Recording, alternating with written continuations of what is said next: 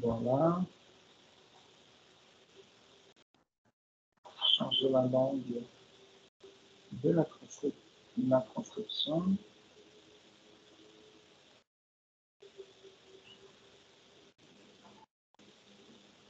Ça marche. Et voilà. Bonjour à tous et à toutes. Nous sommes le 17 février 2022 pour ce cours de Panorama. Et bonjour Liza, Bruna, Maria Clara, Iago, Patrícia, je vois là que vous venez d'entrer. Et donc, l'objectif aujourd'hui, du cours d'aujourd'hui, c'est de parler de l'esprit nouveau. Je pense que nous avons à peine commencé à parler de l'esprit nouveau et du dada, ou dadaïsme. Je vais essayer de faire les deux aujourd'hui dans ce même cours. J'imagine, je viens de parler de ce bruit de machine qui coupe la pelouse. Pour moi, ça me dérange un peu, mais je pense que ça ne vous arrive pas, n'est-ce pas? Le bruit ne vous arrive pas. Je ne me trompe pas, n'est-ce pas? Et voyons, je vais partager l'écran ici.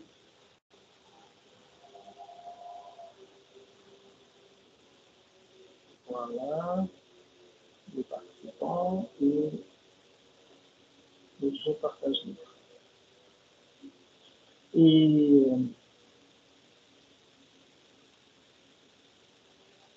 je suis désolé du retard ce matin, c'est que la nounou de quelqu'un est arrivée un peu en retard parce que sa fille a commencé l'école cette semaine. Et donc, on était un peu plus débordés ce début du matin avec le petit. Donc là, vous avez affiché le programme de cours. J'ai fait les changements ici en raison des cours annulés la semaine dernière.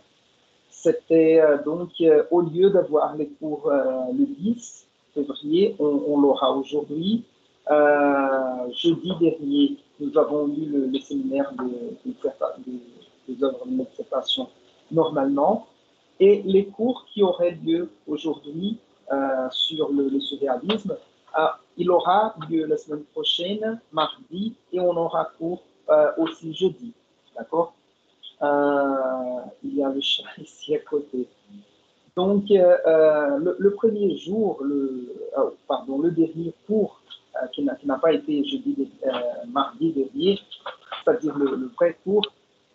Désolé, je vais arrêter le chat ici parce qu'il dérange avec les jouets.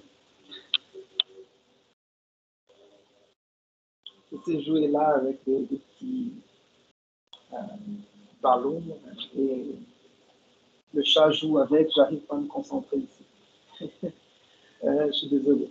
Voilà, donc le dernier cours, avant l'instruction de... Non, je vais mettre le chat dehors, c'est impossible.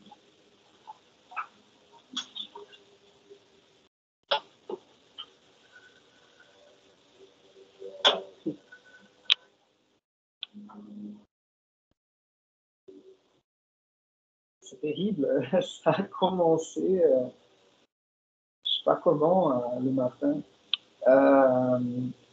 Donc, j'avais parlé du futurisme, le dernier cours, et donc, je reprends un peu la discussion. Donc, on avait discuté le futurisme, et le dernier cours, je suis entré un peu plus dans le débat sur l'art des manifestes. Donc, je vous ai expliqué un peu comment ça marche, la dynamique des publications de manifestes, les contenus de manifestes, ce côté un peu publicitaire de manifestes, les langages violents ou choquants l'objectif de transformer la lecture de l'histoire littéraire d'une façon avant l'avant-garde et après l'avant-garde, etc. Et donc, on avait terminé la discussion là-dessus, sur les manifestes. Et j'avais, si je ne me trompe pas, à peine parlé ou mentionné l'Esprit Nouveau et Guillaume Apollinaire.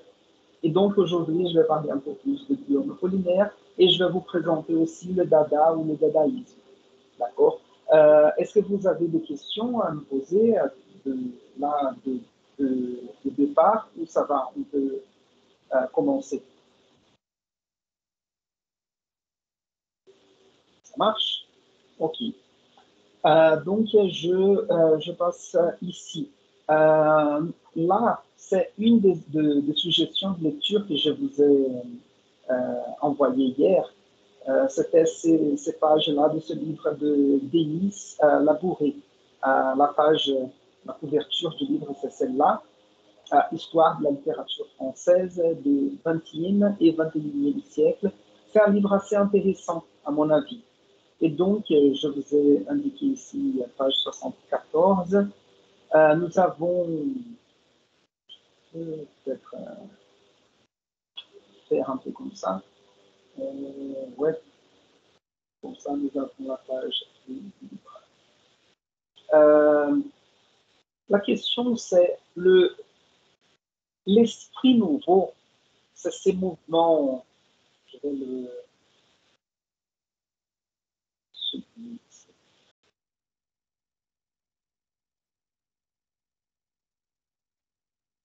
L'esprit nouveau, peut-être c'est un de ces courants d'avant-garde, peut-être les plus français ou les plus restreints à la France. Moi, je n'ai pas de nouvelles, d'informations, d'avoir une branche, un braço de l'esprit nouveau dans un autre pays. Comme je vous ai dit, avant dans les cours précédents, le futurisme, nous avons un futurisme interdisciplinaire parce qu'on va l'avoir dans la littérature, dans la peinture, dans l'architecture, dans la cuisine, même, etc. Et en plus, le futur, il est multidisciplinaire et aussi international. Vous savez que le futurisme avec Marinetti, il part de l'Italie vers la France et puis il va se répandre, se diffuser un peu partout dans le monde. Je vous ai même dit, les cours, on peut retrouver des traces du futurisme dans la poésie moderniste brésilienne. Le dadaïsme, c'est un mouvement, comme on verra encore aujourd'hui, qui commence vraiment en Suisse, à Zurich, la capitale de la Suisse. C'est pas la capitale en fait, c'est peut-être la plus grande ville ou la capitale culturelle de la Suisse, parce que la capitale c'est Berne, si je ne me trompe pas. Il commence en Suisse et puis il part en France, à Paris, il va se développer à Paris. Le surréalisme naît en France et puis se diffuse un peu partout dans le monde. Donc, l'esprit nouveau, c'est un mouvement assez associé à la figure de Guillaume Apollinaire, ce poète dont on va parler aujourd'hui. Je vous ai indiqué deux livres de Guillaume Apollinaire, Alcool et Calligramme. Je vais en parler, je vais vous montrer quelques poèmes aujourd'hui. L'autre chose, c'est l'esprit nouveau, comme le titre Denis Labouré, l'esprit nouveau et l'antémodernité, sont, moi je dirais, intimement liés. L'esprit nouveau et modernité sont presque synonymes dans une certaine mesure. Mais comme on verra, et pourquoi c'est important de refaire cette révision des avant-gardes. Parce que l'esprit nouveau n'aura pas, attention, l'esprit nouveau n'aura pas le même esprit destructif du futurisme et du dadaïsme. C'est-à-dire que, comme on verra, l'esprit nouveau va dialoguer avec la tradition et avec la modernité. Il va dialoguer avec la tradition pour construire une nouvelle modernité. Je pense qu'on peut dire comme ça.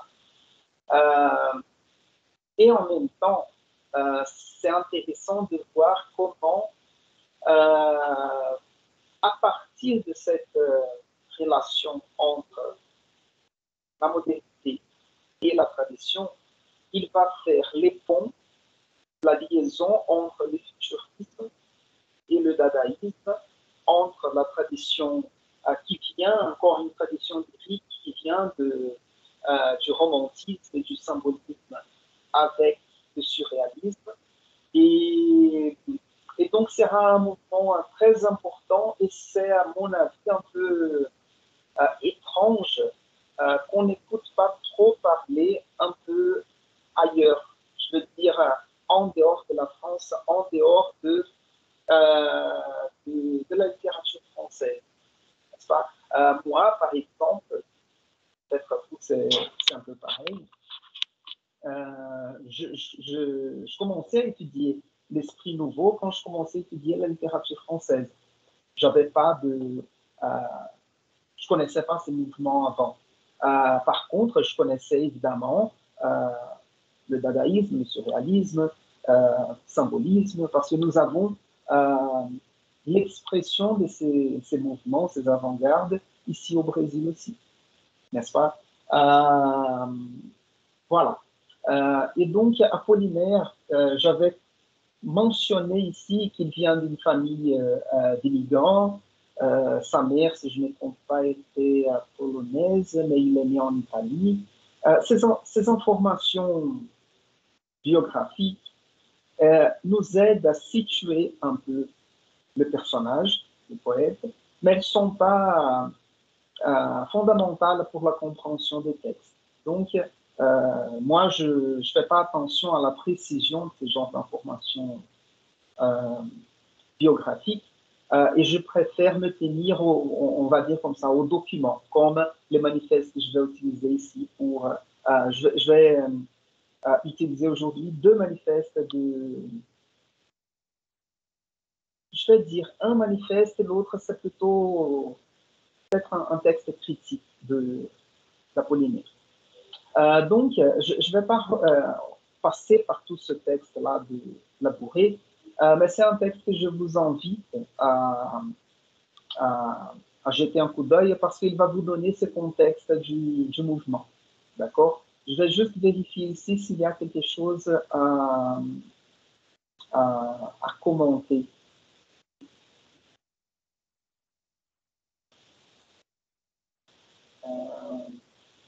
Non, ça va.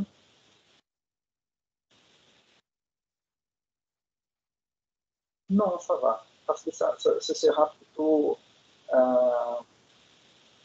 discuté à partir des textes. Et puis, je reviendrai ici pour parler de Dada. C'est comme ça. Donc, voilà. Ici, nous avons, je réduis la page pour vous donner un peu l'impression,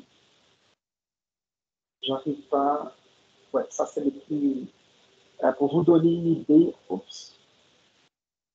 Je vais zoomer et vous montrer certains détails de l'anti-tradition futuriste. Ça, c'est une espèce de...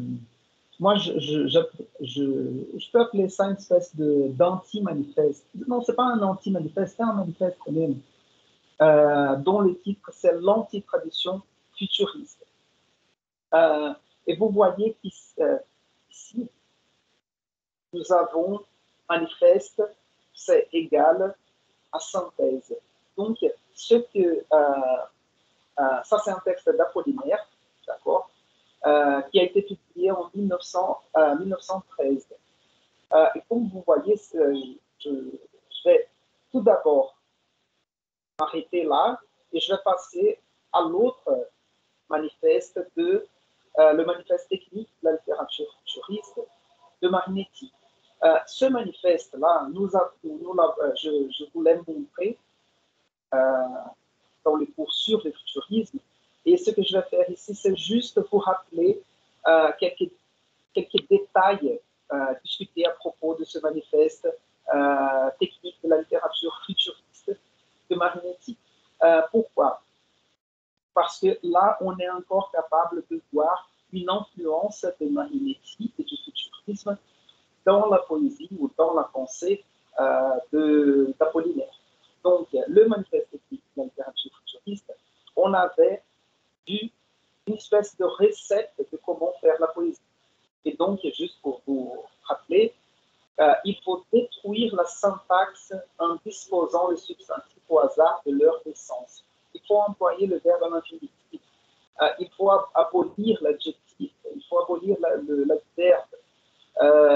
Chaque substantif doit avoir son double. Donc, je pense qu'il faut plus de ponctuation. Et ça, c'est une marque de la poésie d'Apollinaire. Il va adopter cette thèse, je dirais comme ça, du futurisme, d'abolir toute ponctuation des textes. Et je vais en parler un peu plus dans la suite. Quel est le fait, quel est l'objectif cherché par le poète quand il abolit la ponctuation des poèmes. D'accord? Donc, je ne vais pas reparler de ce texte.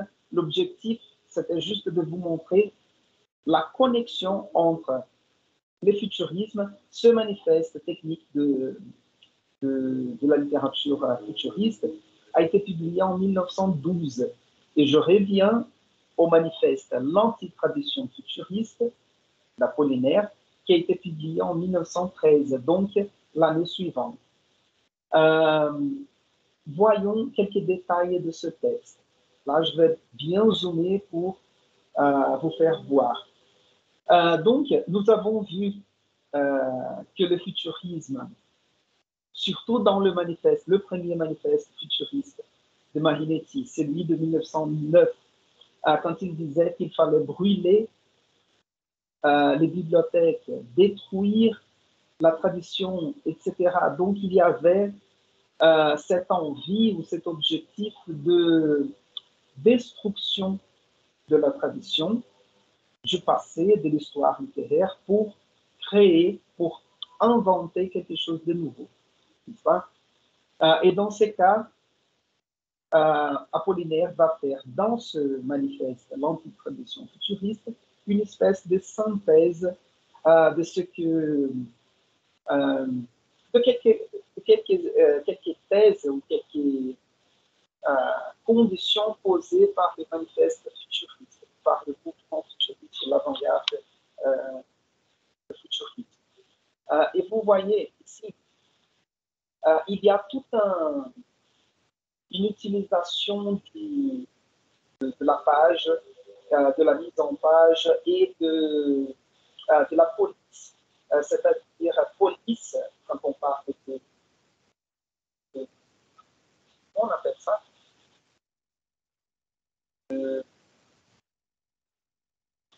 donc les mots ici, c'est pas pagination, c'est mise en page, c'est côté éditorial même, je vais dire comme ça, faute des lieux, ça revient. Police, c'est à Fonch, quand on dit police 12, police Arial 11, police Times, c'est ça. Donc, vous voyez l'adoption d'une visualité ou d'un côté plutôt visuel, même dans le manifeste. On le verra après dans la politique, mais il est ici déjà présent dans le manifeste. Donc, nous avons ici ce moteur a toute tendance impressionniste,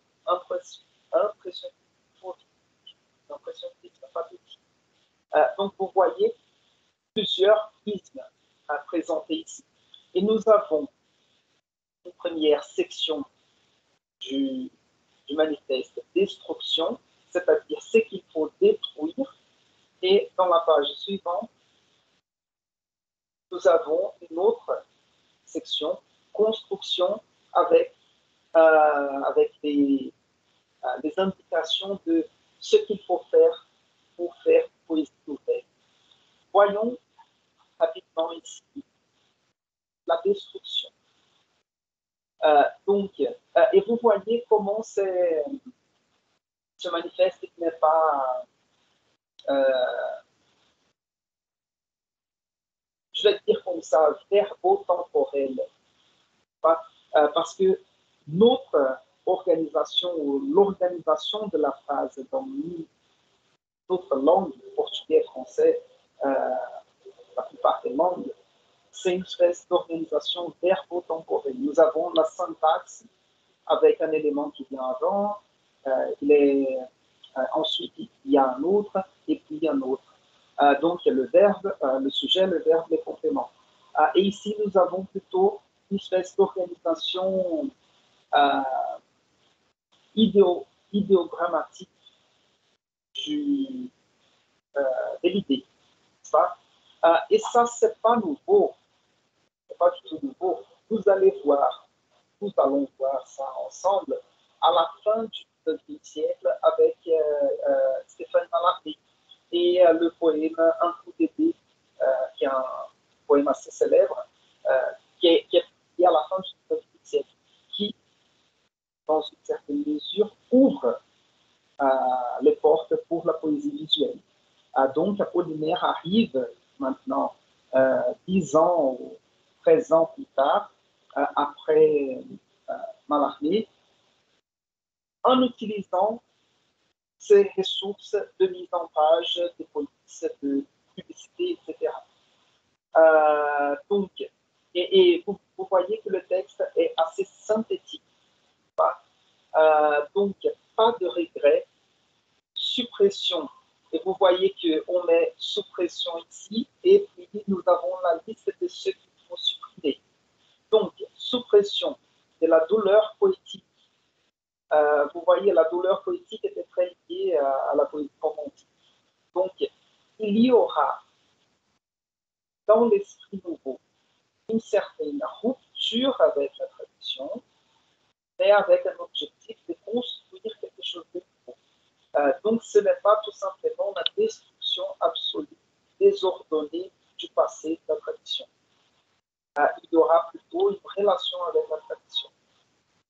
Donc, suppression de la douleur poétique, des exotismes snobs, de la copie en art, des syntaxes, et vous voyez ici des syntaxes déjà condamnées par l'usage dans toutes les langues, de l'adjectif, parce que l'adjectif n'est pas essentiel à la phrase, disons comme ça, suppression de la ponctuation, de l'harmonie typographique. Vous voyez qu'ici, il n'y a pas d'harmonie typographique, en fait. Il y a une harmonie. Et 2 secondes, et le chat d'entrée ici. On n'aura pas de batterie.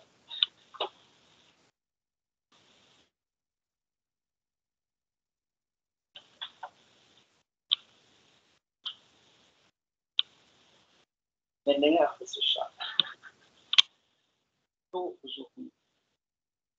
Et voici le délinquant aujourd'hui. Donc, on revient au texte ici. De la forme théâtrale, du sublime artiste, etc. Donc, ici, il y a toute une liste des choses qu'il faut abolir ou supprimer du texte. Et voyons maintenant la suite de la construction. Donc, si un technique sans cesse renouvelée pour rythme. Donc, vous voyez que d'un côté, c'est la destruction de tout ce qui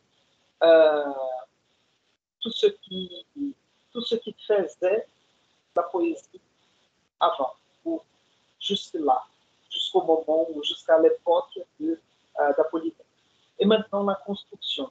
Chercher des techniques sans cesse renouvelées, sans cesse, c'est-à-dire sans s'arrêter, ou continuellement renouvelée. C'est-à-dire la poésie, à partir des avant-gardes, à partir du début du XXe siècle, va entrer dans un processus de recherche technique continuelle.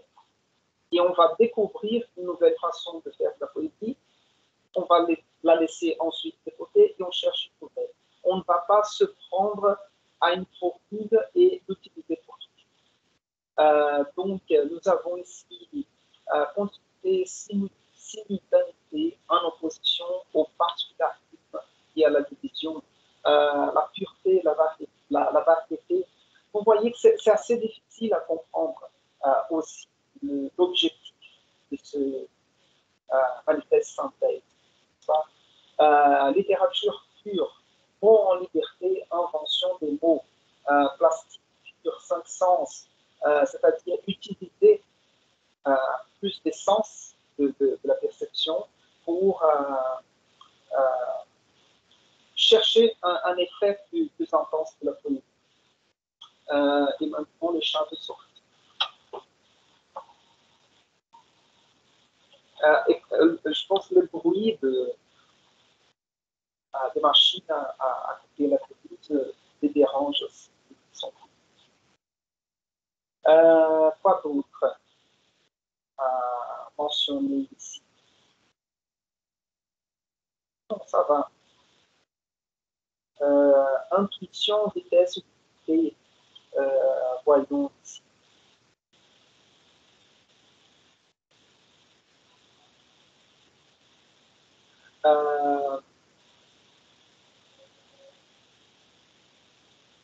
Non, je pense que c'est bon.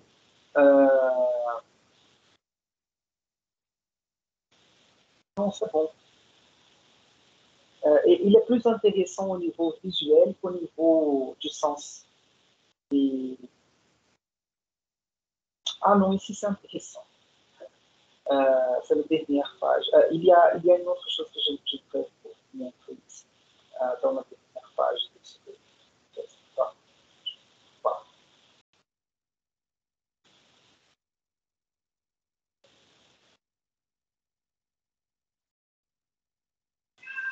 Voilà. Ici, vous voyez qu'il y a un espace entre la syllabe mère et, on va dire, la préposition de. Mais en fait, c'est merde, o, et toute cette liste des gens ou d'institutions ou de comportements auxquels ils disent merde. Et donc, vous voyez d'une certaine façon comment c'est en fait les cibles attaquées par le futurisme et l'esprit nouveau.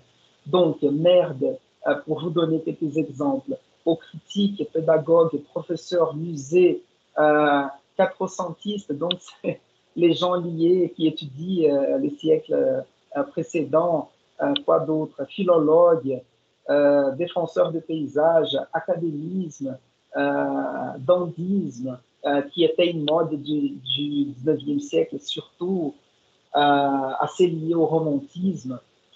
Quoi d'autre intéressant ici? Esquile de la tragédie grecque, etc. Et vous voyez ici Montaigne, l'écrivain du XVIe siècle, Wagner, et Beethoven, les musiciens, Edgar Poe, l'écrivain américain du 19e siècle, Baudelaire aussi. Et puis, il dira ici Rose au, donc c'est un éloge.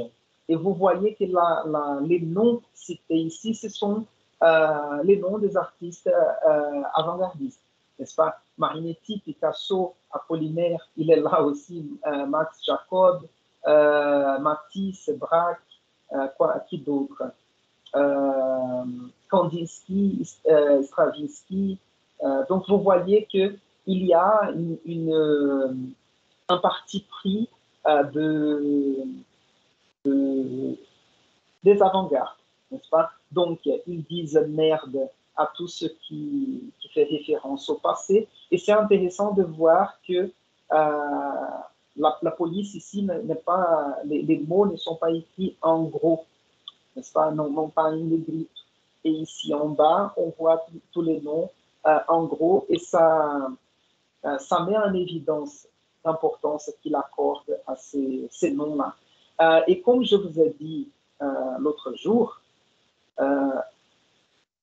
j'ai mis en relief ici, vous voyez que le texte a été publié, il est signé par Guillaume Apollinaire, donc le 202, boulevard Saint-Germain, Paris, direction du mouvement futuriste Corso Venezia, Milan. Donc, je ne sais pas si vous vous souvenez, j'avais commenté le dernier cours avant l'instruction sur les œuvres de dissertation, comment Marinetti concentrait les activités autour du mouvement futuriste, au point où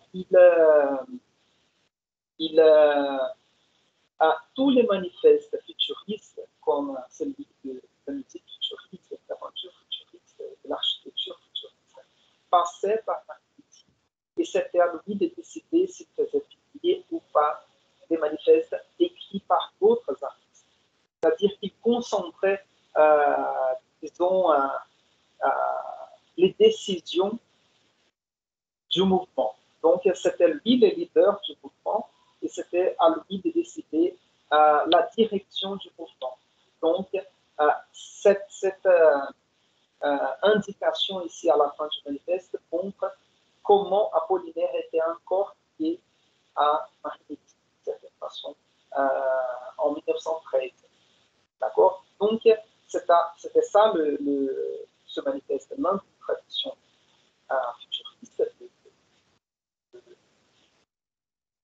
d'Apollinaire. Et je passe à un autre texte d'Apollinaire, c'est L'Esprit nouveau et le poète. Ici, il a été publié, cette version que j'ai à vous montrer ici. C'est une version publiée au Mercure de France en 1918. Mais en fait, L'Esprit nouveau et le poète a été une conférence que Apollinaire a professée en 1917, donc l'année précédente. Et donc, ce texte-là, c'est un texte assez riche d'informations et d'indications de la direction de ce mouvement Esprit nouveau, centré sur, comme je disais tout à l'heure, centré sur la figure de Guillaume Apollinaire. Par contre, il n'était pas le seul. Il y avait Francis Caviar, il y avait Pierre Réverty, qui sont des poètes qui étaient liés à Apollinaire, mais ça ne s'organisait pas tellement en tant qu'école, en tant que mouvement organisé comme le futurisme, comme le dadaïsme, qu'on verra dans la suite, ou le surréalisme, qu'on verra la semaine prochaine. Et donc, j'ai quelques extraits à lire et expliquer ici avec vous. Donc ici, l'esprit nouveau prétend avant tout héritier des classiques, un solide bon sens. Pardon, je recommence la lecture. L'esprit nouveau qui s'annonce, l'esprit, il n'y a pas de vertu, c'est ça le problème. L'esprit nouveau qui s'annonce prétend avant tout héritier des classiques, un solide bon sens, un esprit critique assuré, des vues d'ensemble sur l'univers et dans l'âme humaine, et des sens du devoir qui découvrent des sentiments et en limite ou plutôt en contient des manifestations. Donc, il prétend avant tout, c'est-à-dire plus qu'un héritier des classiques, classique, un solide dans son sens, un esprit critique assuré, etc. Donc, ici, c'est un texte déjà, c'est-à-dire 4-5 ans plus tard, le manifeste précédent que je vous ai montré, l'antitradition turque. Donc, la vision d'Apollinaire sur la poésie et sur ses mouvements est déjà plus claire. Et il n'est plus soumis à Marquetti. Donc, il est, on va dire, indépendant. Il arrive à proposer une réflexion littéraire plus autonome, plus indépendante. Et donc, quand il dit ici, l'esprit nouveau que s'annonce prétend avant tout héritier des classiques, un solide bon sens, un esprit critique assuré, c'est-à-dire, on n'est pas tout simplement héritier, herdeiros des classiques, mais on ne va pas nier l'influence des classiques sur nous. Donc, il n'y a pas besoin de détruire les classiques. Nous sommes héritiers des classiques, mais on va recevoir les classiques avec un bon sens, avec bon sens, avec un esprit critique bien sûr, bien épuré, on va dire. Voyons encore. Voilà ici. Vous voyez, le texte est presque complètement souligné, mais je ne peux pas tout commenter. On n'aura pas le temps. Je vois ici les notes. Ah, ici, c'est juste pour vous montrer un détail qui est commun dans les manifestes que j'avais commenté avant. Vous voyez ici, cependant, c'est la première fois qu'elle se présente consciente d'elle-même. Cette tendance du reste, etc., longtemps qu'elle se forme, etc. Donc, il parle de la poésie, n'est-ce pas? Et c'est intéressant de l'imagination, etc. Et puis, cependant, c'est la première fois qu'elle se présente consciente d'elle-même. Non, ça, c'est plutôt de la publicité, comme je dis. C'est une conscience nouvelle. Et donc, on va vendre cette posture comme ah oui, c'est la première fois que nous avons une vision consciente, parfaite, etc. Mais il faut avoir les pieds sur terre et savoir que ça, c'est plutôt du discours. Si on recule dans le temps, la poésie romantique, comme on verra dans la deuxième partie de ce semestre, elle était aussi consciente de son moment historique. D'accord? Donc, on ne peut pas tomber dans les pièges que parfois les écrivains essayent de nous faire tomber. Pas? Et de croire que oui, c'est la première fois que la littérature est vraiment créatrice. Pas? Non, c'est pas vrai.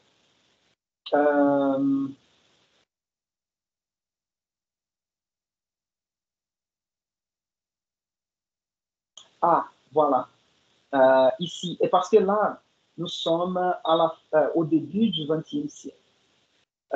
Et jusqu'à la fin du XIXe siècle, la poésie rimée et métrifiée était, je refais la phrase, la rime et le maître ou la métrique des poèmes était une distinction de la poésie.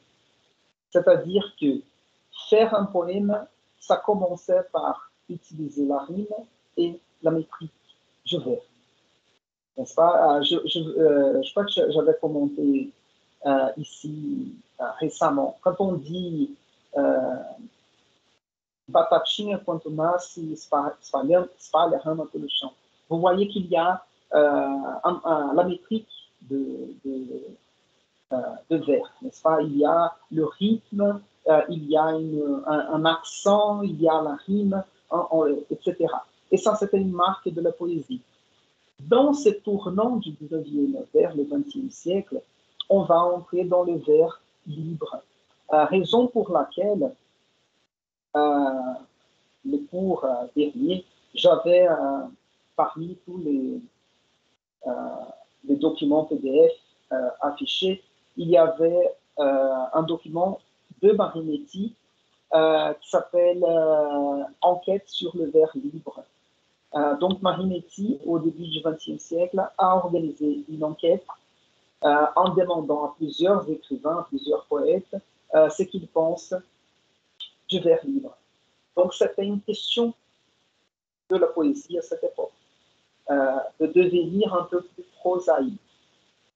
Et vous voyez que cette discussion, ce débat a lieu en France au début du XXe, c'est-à-dire dans les 10-15 premières années du siècle. Et puis, c'est dans la semaine des femmes ici au Brésil qu'on va introduire, dans une certaine mesure, ces mêmes valeurs. Quand Drummond écrit Tinha uma pedra no caminho, etc., etc., c'est sous l'influence de ces mouvements en France, au pluriel, n'est-ce pas? Pas seulement l'esprit nouveau. Donc, le vers libre donna un libre essor au lyrisme, mais il n'était qu'une étape des explorations qu'on pouvait faire dans le domaine de la forme. Ici, c'est important parce que Apollinaire va dire le vers libre était une étape des explorations ou de transformation de la poésie, c'est-à-dire de la poésie dans le domaine de la forme. Je vais avancer ici pour vous montrer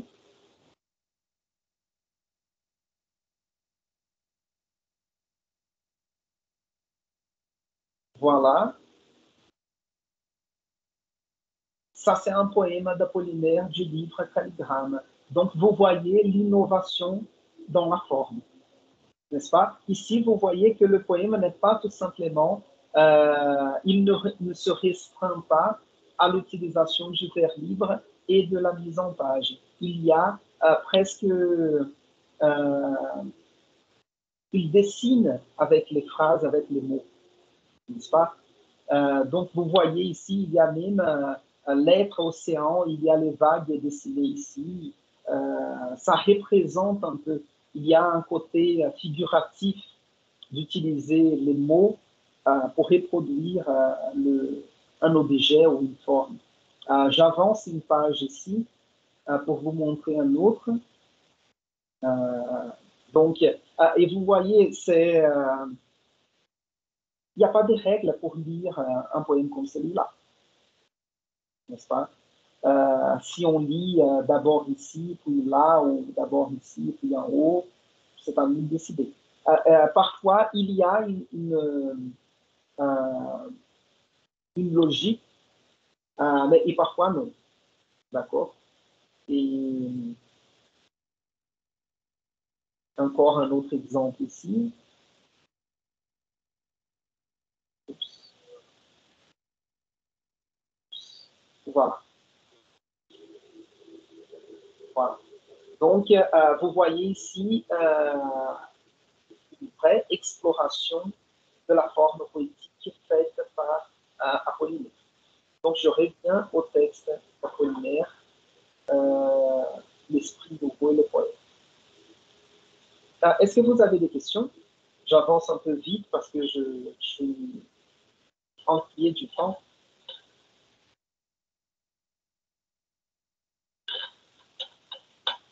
Je m'inquiète un peu. Et c'est clair? C'est bon? Vous me suivez? Pas de questions, mais vous me suivez quand même? D'accord. Ouais, toujours. Ok, très bien. Parce que s'il n'y a pas de questions, parfois, c'est parce que c'est pas clair. Donc, voyons ici, les recherches dans la forme ont repris désormais une grande importance. Voilà.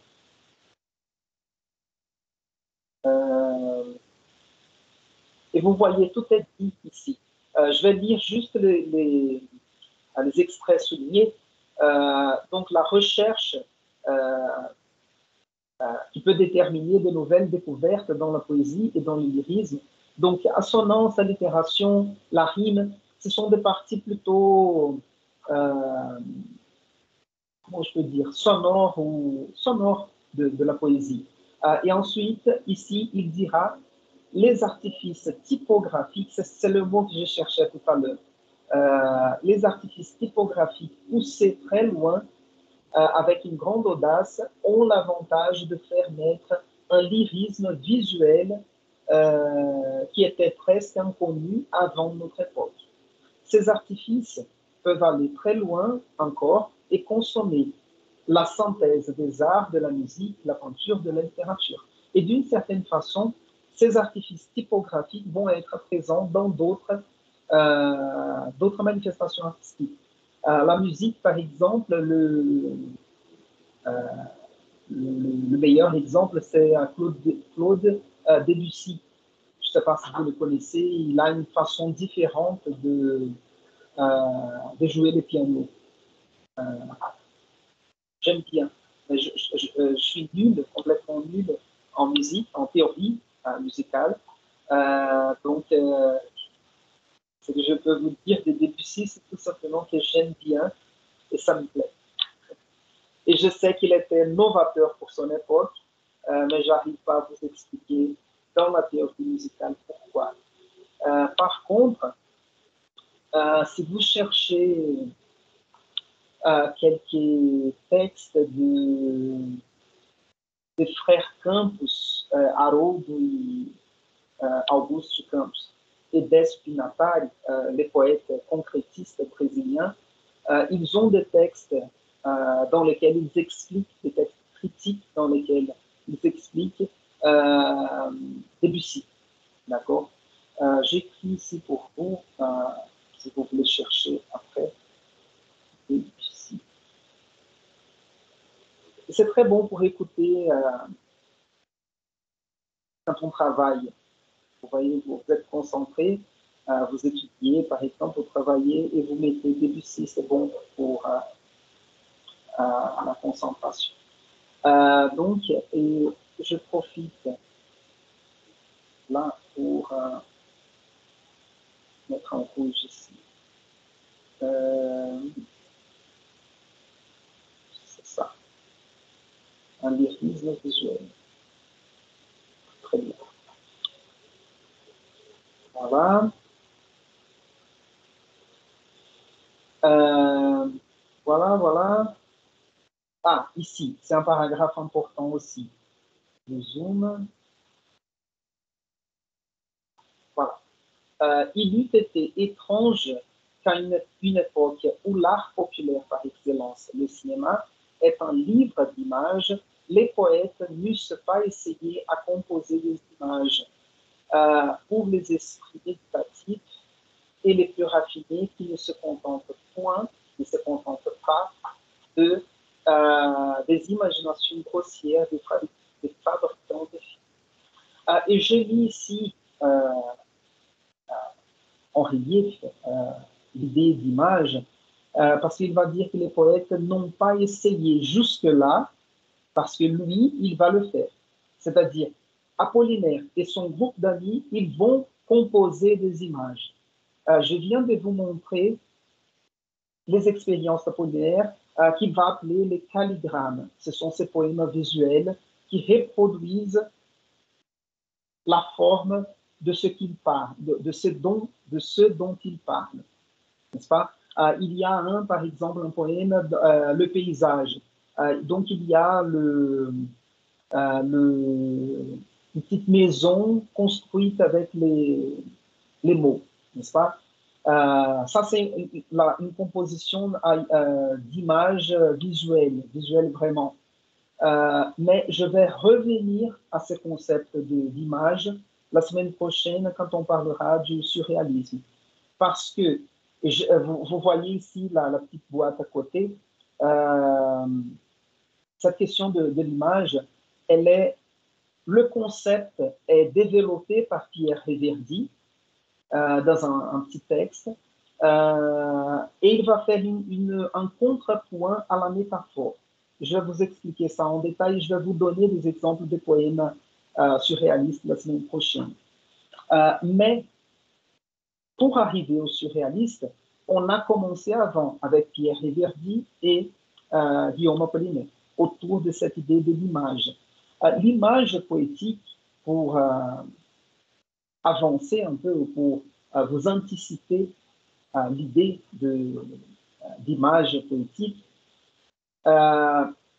pour le dire simplement, quand on crée ou on utilise une métaphore, toute métaphore est la comparaison de deux choses à partir d'un élément commun, n'est-ce pas? La jeune fille est une fleur, c'est-à-dire qu'elle est fraîche comme la fleur, elle est suave, elle est délicate, elle est parfumée comme la fleur. Vous voyez qu'il y a quelque chose, il y a une caractéristique commune entre la rose, la fleur et la jeune fille. L'image poétique, le concept développé par Pierre Réverdy, est une autre chose. C'est quand on met ensemble, on rapproche deux univers complètement différents ou au plus, les plus possibles éloignés l'un de l'autre. Donc, ce qu'on va mettre ensemble dans la poésie, ce n'est pas deux éléments qui ont une caractéristique commune, mais plutôt deux éléments qui n'ont rien à voir l'un avec l'autre. Et avec cette approximation d'éléments différents, on va construire une nouvelle image poétique. D'accord? Voyons si j'ai un exemple ici. Non, je n'ai pas d'exemple à vous donner. La semaine prochaine, je vais vous envoyer des poèmes surréalistes et ça, c'est plus clair. Voyons encore la question de la liberté. On va beaucoup parler de liberté, de création, de proposition, d'investigation, de création, etc. Et c'est la façon de faire marcher, de faire avancer, progresser les développements de la poésie. Voyons ici. Non.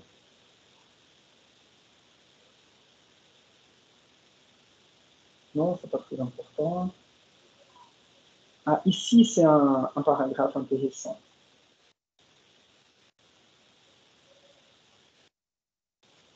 Je vais le lire rapidement parce que c'est une curiosité sur la France dans ce paragraphe. Donc, il dira ici, il ne faut pas oublier qu'il est peut-être plus dangereux pour une nation de se laisser conquérir intellectuellement que par les armes. C'est pourquoi l'esprit nouveau se réclame avant tout de l'ordre et du devoir, qui sont les grandes qualités classiques, par quoi se manifeste le plus hautement l'esprit français. Et il leur adjoint la liberté. Cette liberté et cet ordre qui se confondent dans l'esprit nouveau, l'orthographe n'est pas correcte, sont sa caractéristique et sa force. Je vais relire et je vais vous expliquer. C'est parce que dans cet extrait du texte Apollinaire, je vais changer la mise en page pour essayer de zoomer un peu plus.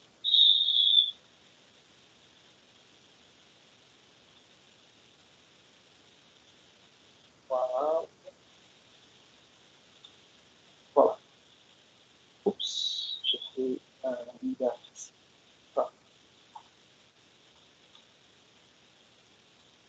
Voilà. Dans cet extrait du texte, Apollinaire commentait quelque chose de propre à l'esprit français. On va appeler comme ça, la mentalité française, la façon de penser, la façon de concevoir l'art à la française. Peut-être ça, c'est pas clair pour vous, Et en plus, on a commencé ces cours à partir du début du XXe siècle. Mais la France, l'histoire de l'art et de la littérature en France est très marquée par le classicisme, par les valeurs classiques. Surtout la reprise des valeurs grecques, romaines de l'Antiquité classique. Puis on aura le théâtre classique français qui va reprendre les tragédies classiques, etc.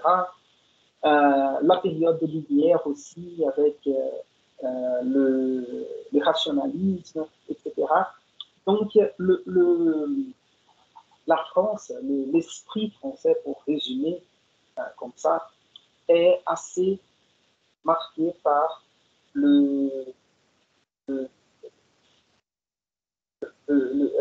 par ce côté classique, rationaliste, classique, qui cherche l'harmonie des formes, les beaux, etc.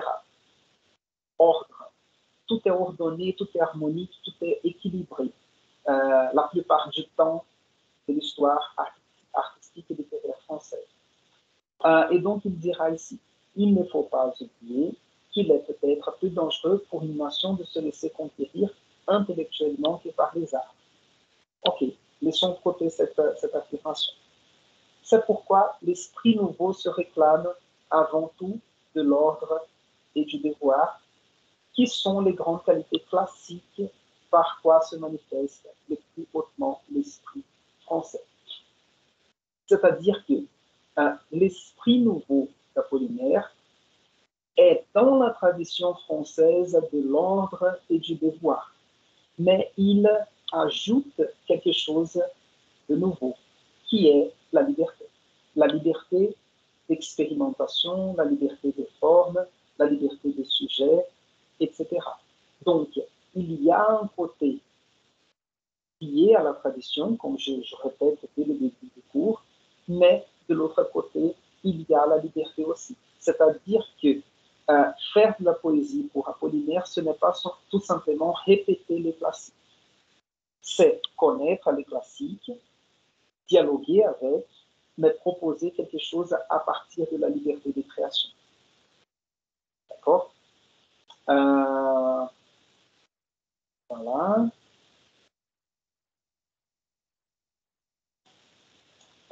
Il y a cette... non, ça va. Je ne vais pas tout commenter. J'ai fait l'effort de ne pas tout commenter, mais j'arrive pas. Et non, on avance ici.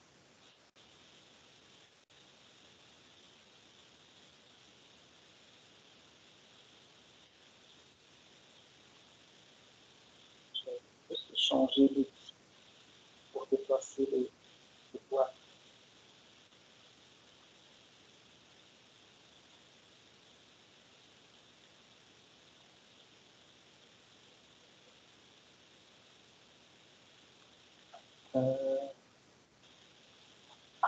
Ah oui, ça c'est intéressant aussi. Parce que comme vous voyez, ce texte-là, comme je disais, ce n'est pas un manifeste, mais plutôt une conférence faite par Apolline. C'est-à-dire que le texte est moins impactant et plus réflexif. Peut-être vous avez senti ça dans les extraits que j'ai lus avec vous. Donc c'est un texte dans lequel il réfléchit à propos de la création artistique, du moment historique, etc. Et ici, il y a quelque chose d'intéressant qui est une réflexion sur l'expérimentation. Donc, il dira ici, pour revenir au souci de vérité, de vraisemblance qui domine toutes les recherches, toutes les tentatives, tous les essais de l'esprit nouveau. Donc, vous voyez les mots utilisés.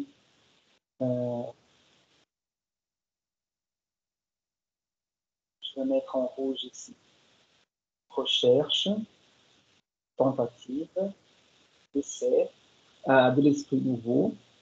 Il faut ajouter qu'il n'y a pas lieu de s'étonner si certains nombres, et même beaucoup d'entre eux, restaient momentanément stériles et sombrer dans les ridicules.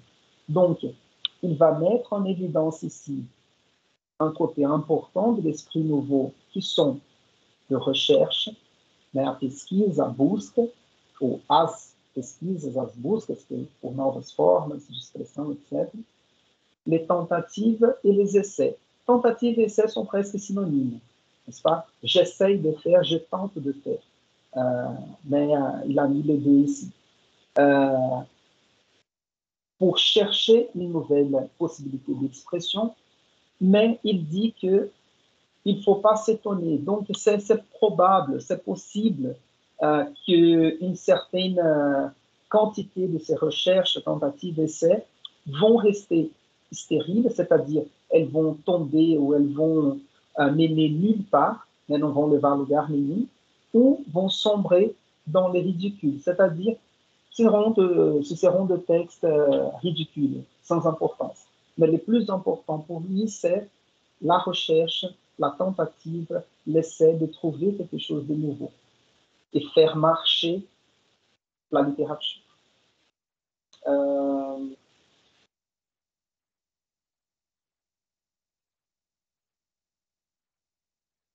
Il faut toujours changer le titre. Et,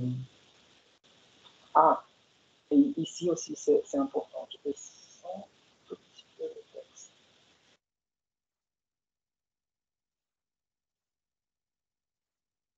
La boîte ne couvre pas le texte. Voilà. Donc, le paragraphe là. L'esprit nouveau admet donc les expériences littéraires, même hasardeuses. Hasardeuses, o adjetivo hasardeux é que corre risco, que toma risco, que se arrisque. Okay? Donc, l'esprit nouveau admet les expériences littéraires, même hasardeuses, et ces expériences sont parfois peu lyriques. Donc, expériences qui prennent le risque et qui parfois, elles ne sont pas lyriques. C'est pourquoi le lyrisme, je continue ici, n'est qu'un domaine de l'esprit nouveau dans la poésie d'aujourd'hui, qui se contente souvent de recherche. Donc, le lyrisme n'est pas tout dans la poésie. Le lyrisme, c'est une partie de la poésie. Le lyrisme, ici compris comme l'expression des sentiments du poète, etc. N'est-ce pas, un côté plutôt existentiel, méditatif, de la souffrance d'amour, etc. Ça fait partie du lyrisme. Mais la poésie, surtout la poésie moderne, elle va être aussi, ou elle aura aussi un côté novateur de recherche de la forme, de la mise en page, de la visualité, etc. Donc, c'est pourquoi le lyrisme n'est qu'un domaine de l'esprit nouveau dans la poésie d'aujourd'hui, qui se contente souvent de recherche, d'investigation, sans se préoccuper de leur donner de signification lyrique. Parfois, on aura un type de poème plutôt objectif, qui ne transmet pas ou qui n'est pas la transmission d'un sentiment personnel. Et on continue ici, ce sont des matériaux qu'amasse le poète, qu'amasse l'esprit nouveau, et ces matériaux formeront un fond de vérité dont la simplicité et la modestie ne doivent point réduire, car les conséquences des résultats peuvent être des bien grandes choses. C'est-à-dire, c'est à partir de ces investigations, de ces recherches, de ces tentatives, qu'on peut peut-être arriver à une expression nouvelle. C'est ça la réflexion d'Apollinaire ici. Et donc, on va introduire le rire, les ridicules, l'humour. Le surréalisme va parler d'humour noir, humour negro, avec cette expression. Une autre chose importante, c'est la surprise qui va venir avec avec cette investigation, n'est-ce pas?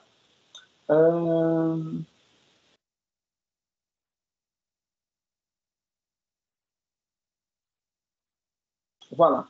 Le nouveau existe bien sans être en progrès. Il est tout dans la surprise. Donc, la surprise, c'est un élément important aussi de cette poésie de l'esprit nouveau. Et on avance. Non, ça va, ça va. Je pense qu'on peut terminer là. Il va parler un peu de cette question de la prophétie. L'esprit nouveau exige qu'on se donne de ces tâches prophétiques. C'est pourquoi vous trouverez trace des prophéties dans la plupart des ouvrages conçus d'après l'esprit nouveau. Cette question de la prophétie, j'ai mise en relief ici, parce que surtout à partir d'Arthur Rimbaud, le poète du XIXe siècle, qu'on verra à la fin du semestre, il a une série de lettres qu'il envoie à un ami qui sont connues comme lettres du voyant, as cartas do vidente. Rimbaud va parler de l'importance, la poésie devient une espèce de discours initiatique qui va initier les gens dans un univers obscur dans le sens où obscur, c'est qui n'est pas évident. D'accord? C'est-à-dire les forces occultes présentes dans l'univers, etc. Et le poète sera un véhicule pour nous montrer une vérité cachée ou une vérité vélée, ou une vérité voilée, une verdade velada. D'accord? Et donc, une capacité à voir où les gens ne voient pas, ne sont pas capables de voir. Donc, Apollinaire va reprendre cette idée de la prophétie, et ça nous sert encore comme un indice de ce que je disais tout à l'heure. La poésie ou l'esprit nouveau d'Apollinaire fait sa ponte entre la tradition, donc ici, ce côté prophétique de Rimbaud, avec une nouveauté, une innovation, un progrès ou quelque chose comme ça, qui vient à partir de la surprise, de la création, etc. Oups.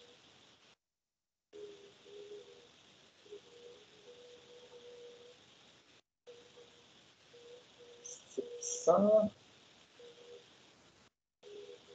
Non, voilà, ici. Voilà. C'est que poésie et création ne sont qu'une même chose. Vous avez peut-être entendu parler à un moment donné de votre vie universitaire, votre vie académique, d'étudiant en lettres, littérature, etc., que le mot poésie vient du grec poiesis, ou poiesis, ou quelque chose comme ça. Et le sens premier, c'est de production, de création, n'est-ce pas? Donc, la poésie, l'idée de la poésie du poète, c'est une espèce de créateur de monde, n'est-ce pas? Le créateur d'un discours, le créateur d'un texte aussi, ou du producteur. Donc, c'est que poésie et création ne sont qu'une même chose. On ne doit appeler poète, il y a une faute d'orthographe ici, qui est celui qui invente, celui qui crée dans la mesure où l'homme peut créer. Le poète est celui qui découvre de nouvelles joies, fussent-elles pénibles à supporter. C'est-à-dire, le poète découvre de nouvelles joies, même si elles sont pénibles à supporter, même si elles sont difficiles à supporter. Donc, le but du poète n'est pas tout simplement transmettre une bonne sensation, n'est-ce pas? Et assez souvent, nous avons pas mal de poésie, des chansons de souffrance d'amour, de souffrance existentielle. Donc, on sait très bien que le but n'est pas de dorer la pilule ou de montrer la vie en rose, n'est-ce pas? Et je pense que c'est bon. Et je vous invite à survoler, à jeter un coup d'œil sur ce texte qui est assez intéressant, à mon avis. Voilà. Ici, c'est une espèce de résumé que j'aime bien, mais j'ai déjà utilisé trop les temps autour de ce texte. Et pour en terminer, la dernière phrase du texte, encore dans le genre manifeste. Mais attendez, les prodiges parleront. Je vais utiliser ici aussi. Les prodiges parleront d'eux-mêmes et l'esprit nouveau qui gonfle de vie l'univers se manifestera formidablement dans les lettres, dans les arts et dans toutes les choses que l'on connaisse. J'ai mis ici en rouge le verbe au futur pour vous montrer un peu ça. Je vous ai dit que le texte, c'est plutôt une conférence, un texte plutôt réflexif, mais vous voyez qu'il a un côté prophétique ou pamphlétaire. Quand il utilise le verbe au futur simple, ici, et il projette, c'est comme si il faisait une analyse du moment. Donc, nous avons les mouvements, l'esprit nouveau, ou cette espèce d'esprit du temps, né, o espírito do tempo, que é esse espírito novo de l'époque d'Apollinaire, et donc cet esprit nouveau va se manifester dans les lettres, la littérature, les arts et toutes les choses que l'on connaît. Donc, c'est comme s'il faisait un diagnostic de l'époque et il dit, là, ce genre d'esthétique va influencer tous les domaines artistiques, etc. Et on va produire, on va faire, on va créer à partir de ces nouvelles valeurs. Okay? Donc, je termine là la discussion autour de ce texte. Je vous ai demandé de lire quelques poèmes du livre Alcool d'Apollinaire. Aussi, la semaine dernière, je vous ai indiqué quelques textes, quelques vidéos sur l'esprit nouveau qui expliquent un peu la genèse de ce livre. La genèse du livre, la genèse, c'est l'histoire de la composition du livre, de l'organisation, de la composition des poèmes, etc. Et une particularité de ce livre, c'est que les poèmes qui en font partie ont été écrits de la fin du 19e siècle à 1912. Donc, c'est une période de plus ou moins 14 ans d'écriture de tous ces poèmes. Par contre, le livre n'est pas organisé de façon chronologique de l'écriture des poèmes. Donc, il y a une construction du livre selon une logique structurée, pensée, réfléchie par Apollinaire. Et on dit, je dis on dit parce que j'ai lu, et dans la critique, on l'affirme, le premier poème, Zone, est en fait le dernier poème écrit par ce livre, ou pour ce livre, pour faire partie de ce livre. Il y a une présentation ici assez riche sur le poète, son époque et sa poésie, mais je passe au texte juste pour vous montrer quelques détails.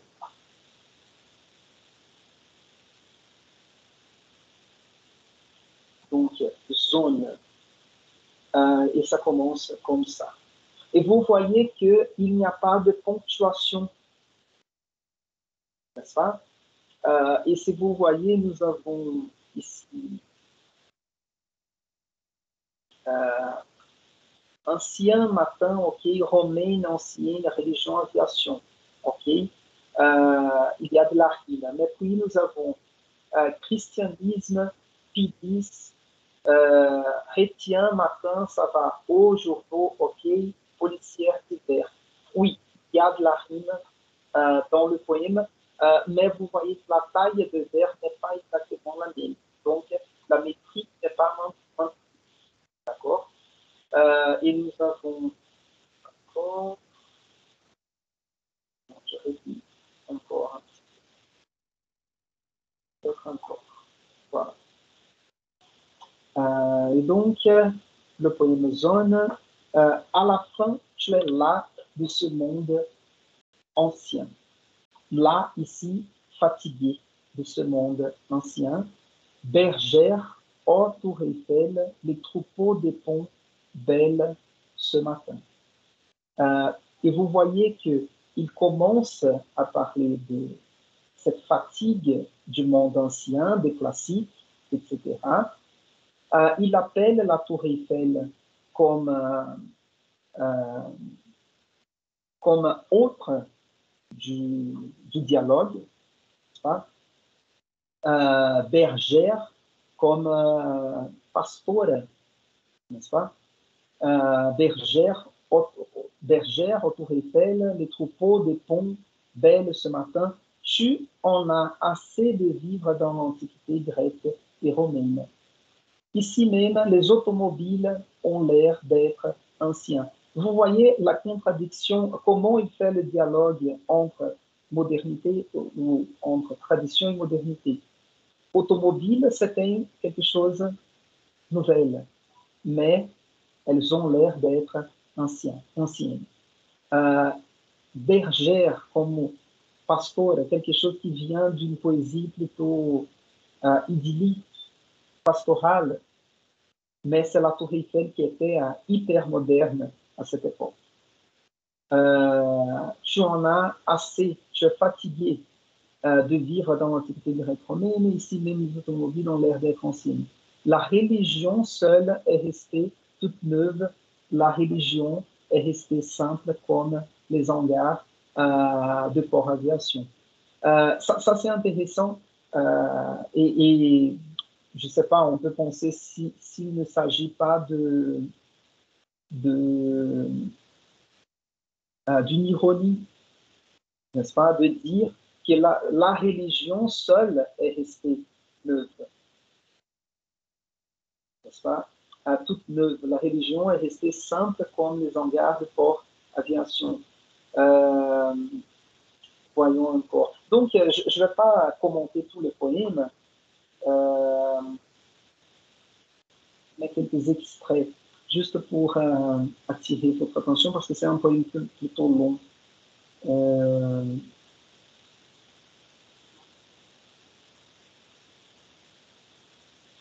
Oui, vous voyez ici, dans cette strophe, maintenant tu marches dans Paris, tout seul parmi la foule. Vous voyez que le vers continue. Ça, c'est comme on parle de poésie, là. Dans la théorie de la poésie, on va dire que le verse doit contenir une idée complète.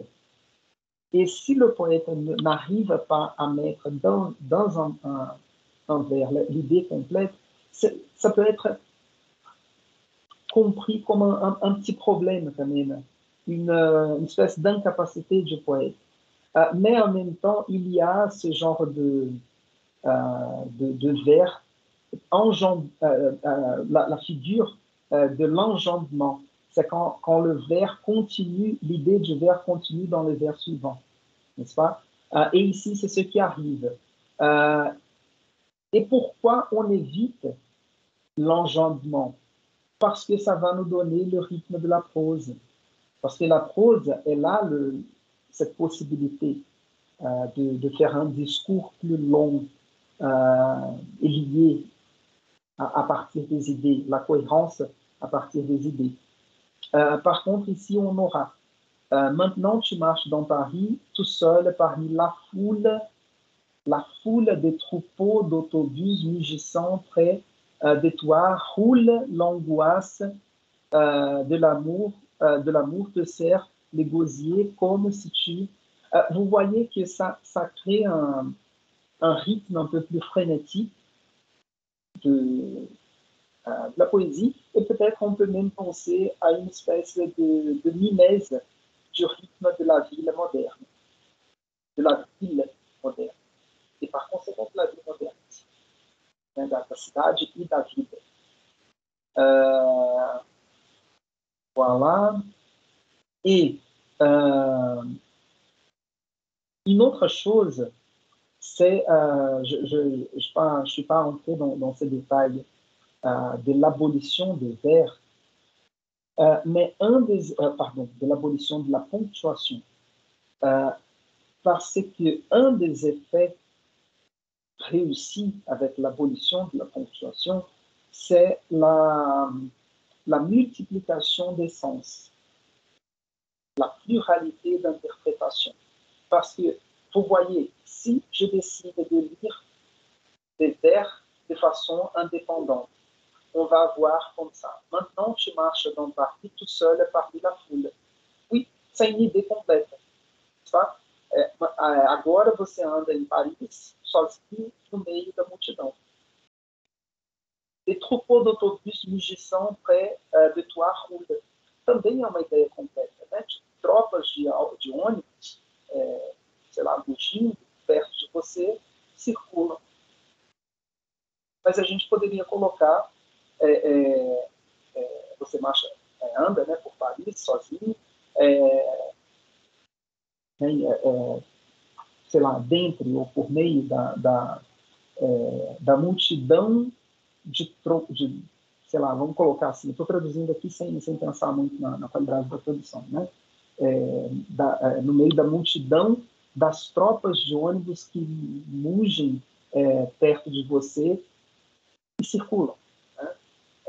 Et puis, l'angoisse de l'amour te sert de plaisir, ou comme si tu ne devais jamais être aimé. Donc, c'est juste un exemple pour vous montrer comment l'abolition de la ponctuation nous permet d'interpréter le poème différemment, pour des différentes manières.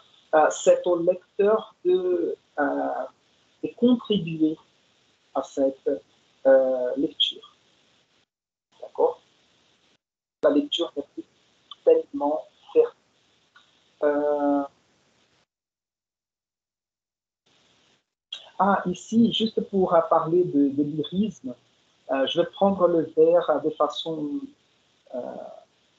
indépendante, n'est-ce pas? Je vais prendre la strophe. Entouré des flammes ferventes, Notre-Dame m'a regardé à Chartres. Les sangs de votre sacre cœur m'a inondé à Montmartre. Vous voyez qu'il fait référence à la ville de Paris, n'est-ce pas, comme s'il circulait, marchant par la ville. Je suis malade de livres, les paroles bienheureuses, l'amour dont je souffre est une maladie honteuse. Et l'image qui te possède te fait survivre dans l'insomnie et dans l'angoisse, c'est toujours près de toi cette image qui passe.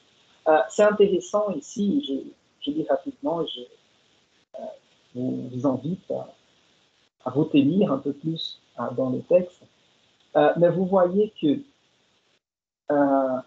il y a cette question du poète flâneur qui est discutée par Walter Benjamin, le philosophe allemand, à partir de la poésie de Baudelaire.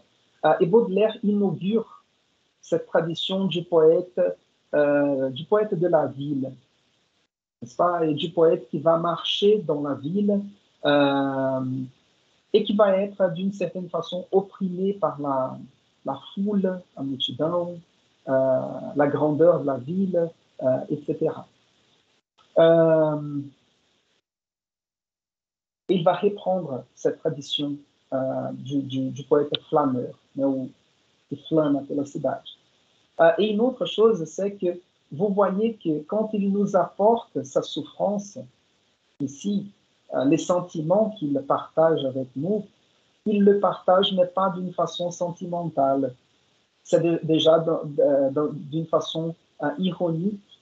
Ironique ici, c'est pas pour faire rire.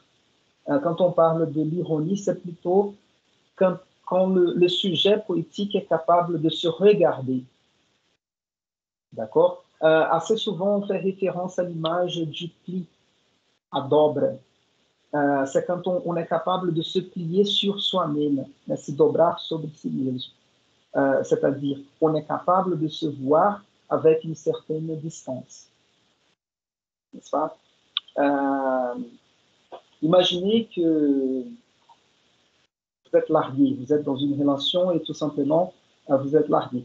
Il y a une chanson, un chanteur français pas très bon qui s'appelle Kali, et il avait une chanson comme ça, je crois que je ne t'aime plus, elle m'a dit ça hier, entre le fromage et le dessert, ça claquait dans l'air comme un coup de revolver.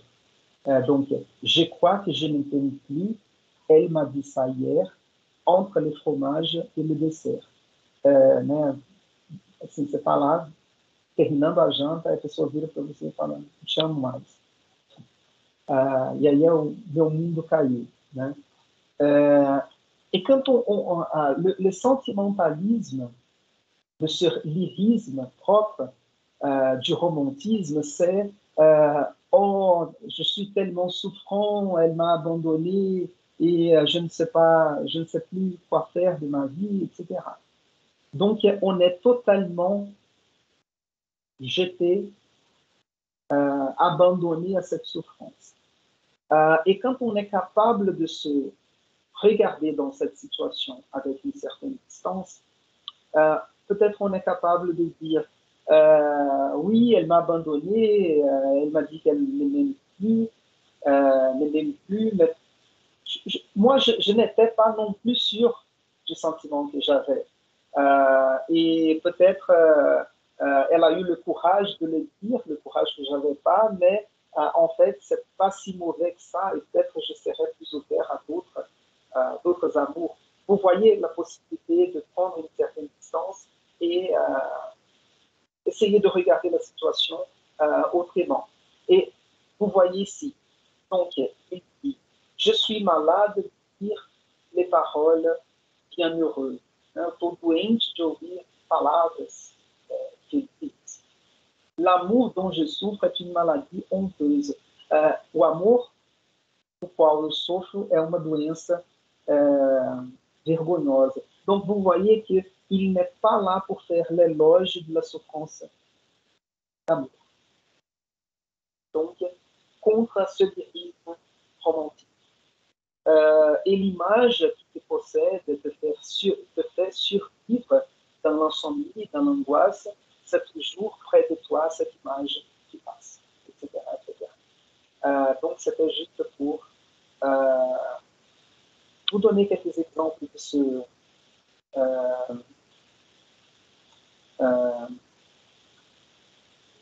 voilà.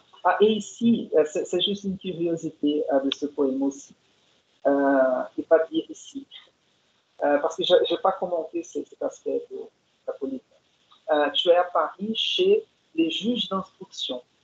Juge d'instruction é um tipo de juiz. Como um criminel, on te met en état d'arrestation. Como um criminoso, te colocam num estado de prisão, né? Faut pensar muito como tem que arrestation.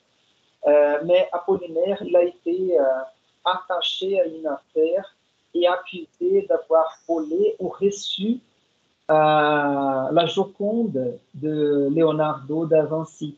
Leonardo da Vinci, Da Vinci, en français on dit Da Vinci, et la Joconde, a Mona Lisa. Ele esteve envolvido num caso e chegou a ser acusado de ter participado de um roubo ou recebido a Mona Lisa depois de ter sido roubado. D'accord? Donc, c'est une figure assez intéressante. Apollinaire. Et puis, j'avance ici,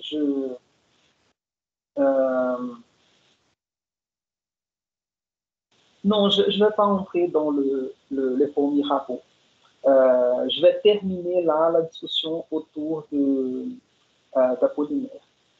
Et juste vous montrer les calligrammes comme... regardez un autre ici.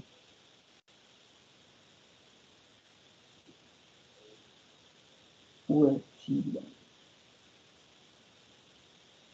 C'était celui-là. Je zoome pour vous montrer. Donc, vous voyez le poème, ici c'est un calligramme.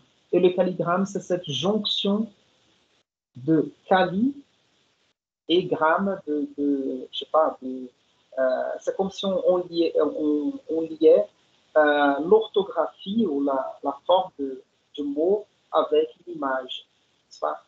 Et donc, paysage. Et nous avons ici, voici. Et vous voyez que nous avons une espèce d'image d'une maison même. Voici la maison où naissent les étoiles et les divinités.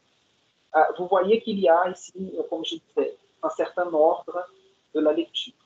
Voici la maison où naissent les étoiles et les divinités. Ici, c'est la maison, ici, c'est un arbre. Et l'arbre, ce n'est pas très clair en raison du zoom, mais c'est cet arbrisseau qui se sépare, qui se prépare à fructifier, te ressemble. Cet arbrisseau cet arbrisseau qui se prépare à fructifier te ressemble. Essa árvore que se prepara para frutificar parece com você. Et puis nous avons un cigare allumé qui fume, et donc vous avez la cigare ou le cigare allumé qui fume, donc le cigare et la fumée qui montent. Pardon. Coucher, amant, vous, ensemble. Je vais réduire ici pour essayer de lire.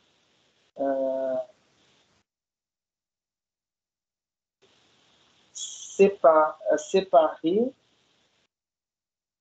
mais j'arrive pas à lire ici.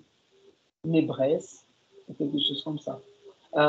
Donc, ici, c'est la composition d'un paysage avec la maison, l'arbrisseau, la cigare et peut-être une personne ou un amant ou des amants, mais ici nous avons la représentation d'une seule personne qui compose, ces éléments-là composent le paysage. Et ce n'est pas toujours comme ça, mais ici j'avais mis tout à l'heure, il pleut, et le vers du poème ici. Voilà. Le vers du poème représente la pluie qui tombe. N'est-ce pas? Voilà. Donc ça, c'était pour Apollinaire et l'esprit nouveau. Et nous avons encore 7 minutes. Et je vais faire ici un changement. Voilà. Donc, pour vous donner une espèce de ligne du temps, c'est important de penser que le futurisme commence en premier, c'est la première avant-garde. Ensuite, nous avons l'esprit nouveau et ensuite, on va voir les Dada. Et puis, nous aurons le surréalisme. Par contre, il faut faire attention pour ne pas séparer totalement ces mouvements, ces avant-gardes l'une de l'autre, parce qu'il y a une influence mutuelle. Donc, je vous ai montré ici aujourd'hui comment Apollinaire était lié d'une certaine façon au futurisme. Et moi, je n'ai pas parlé du côté critique d'art d'Apollinaire, parce qu'Apollinaire, il était critique d'art et critique de théâtre. C'est-à-dire qu'il était très proche des peintres cubistes. Je viens de fermer les documents PDF d'Apollinaire, et Apollinaire, il a un livre sur les peintres cubistes. Donc, il a un premier texte sur l'esthétique cubiste, et puis il va faire des essais indépendants sur la particularité de chaque peintre cubiste, comme Picasso, Braque, Matisse, etc. Donc, vous voyez qu'il subit, dans un sens positif, n'est-ce pas, subit, il s'offre l'influence de plusieurs mouvements en même temps, n'est-ce pas? Et puis, nous avons le mouvement Dada. Et le mouvement Dada, c'est peut-être, il a une connexion plus forte avec le futurisme, mais il va au-delà du futurisme dans sa puissance destructrice. No seu poder de destruição, ele vai além do futurismo.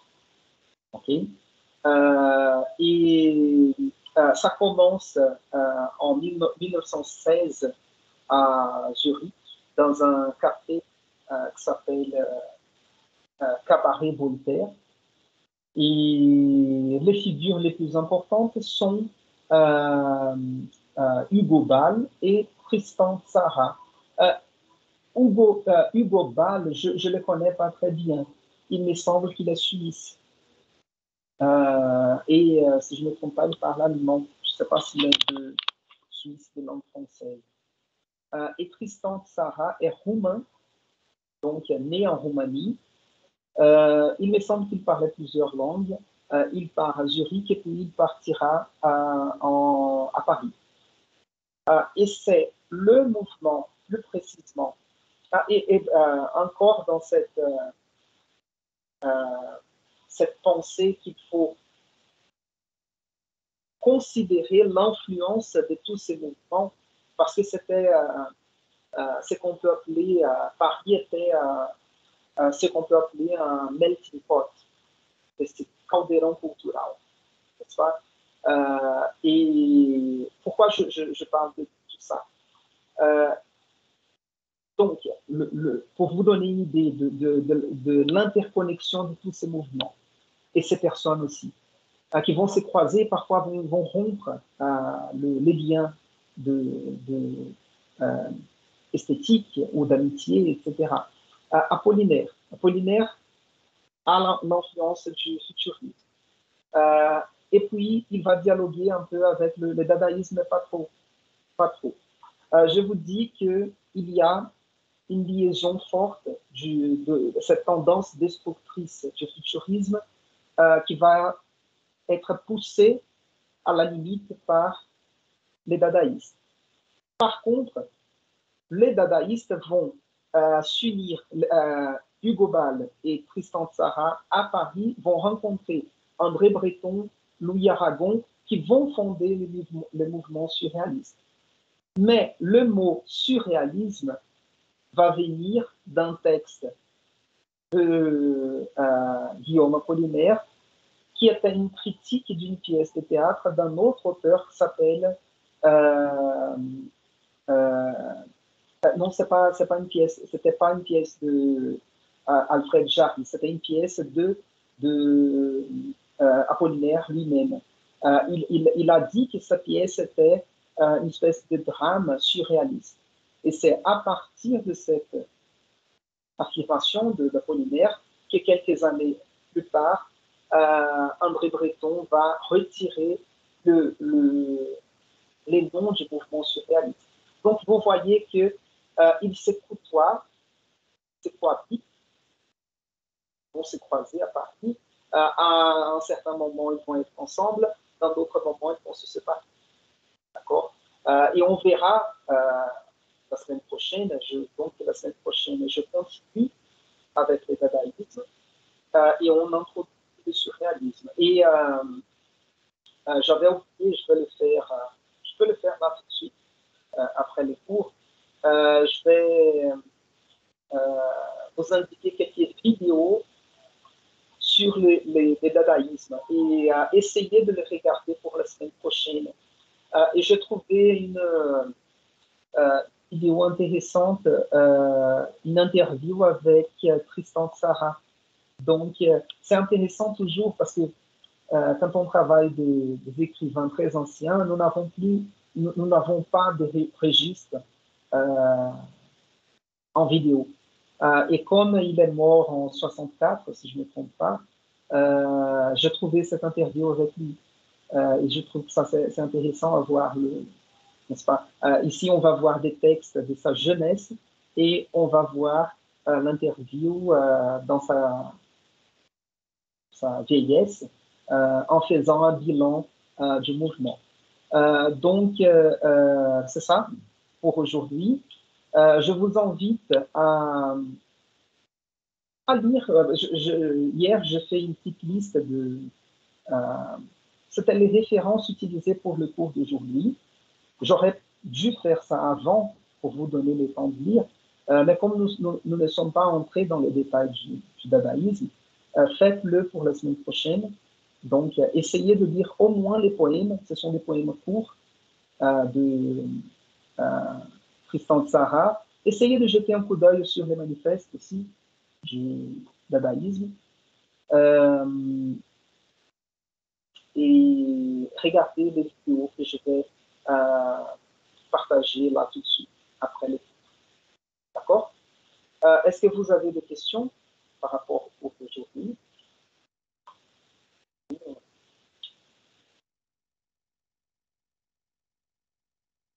C'était un peu accéléré, je sais. J'ai fait de mon mieux là pour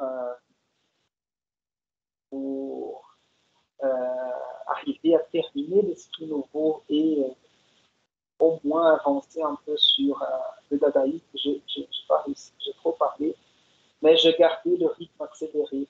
Ta parole aujourd'hui, je m'en excuse. D'accord.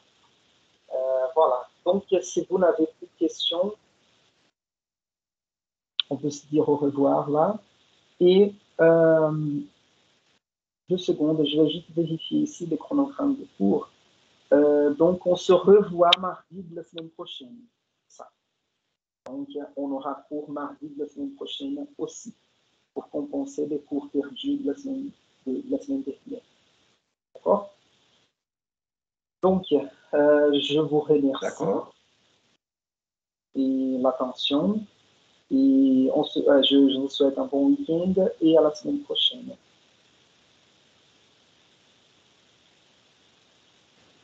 Au revoir.